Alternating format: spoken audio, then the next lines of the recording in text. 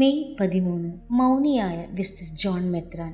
ആത്മവിശുദ്ധീകരണം അഭിനിവേശം ആക്കിക്കൊണ്ട് എളിമ അഭ്യസിക്കാൻ വളരെയധികം ശ്രമിച്ച ഇദ്ദേഹം ദൈവത്തിന്റെ അനന്ത പരിപൂർണതയെപ്പറ്റി ധ്യാനിച്ചും നിന്ദകളും അപമാനങ്ങളും സ്വീകരിച്ചും പ്രായശ്ചിത്തത്തിൽ ജീവിച്ചും പ്രാർത്ഥനയിൽ ഏകാഗ്രത പാലിക്കാൻ വേണ്ടി വളരെ കുറച്ചു മാത്രം സംസാരിച്ചും ജീവിച്ചിരുന്നു. 28-ാമത്തെ വയസ്സിൽ ഏകാന്തതയിൽ കഴിഞ്ഞിരുന്ന ഇദ്ദേഹത്തെ കൊളോണിയൻ രൂപതയുടെ മെത്രാനായി അഭിഷേകം ചെയ്തു. തന്റെ അജഗണത്തെ ക്രിസ്തീയ ചൈതന്യം കൊണ്ട് നിറയ്ക്കാൻ അധ്വാനിച്ചു. ചില തിന്മകളെ തിരുത്തുക അസാധ്യമായതിനാൽ 10-ാം വർഷം അദ്ദേഹം മെത്രാൻ സ്ഥാനം ഒഴിഞ്ഞു. തുടർന്ന് തപസ്സിലും ഉപവാസത്തിലും ഏകാന്തതയിലും കഴിയാൻ വേണ്ടി സന്യാസികളുടെ കൂടെ അജ്ഞാതവാസം അനുഷ്ഠിച്ചു.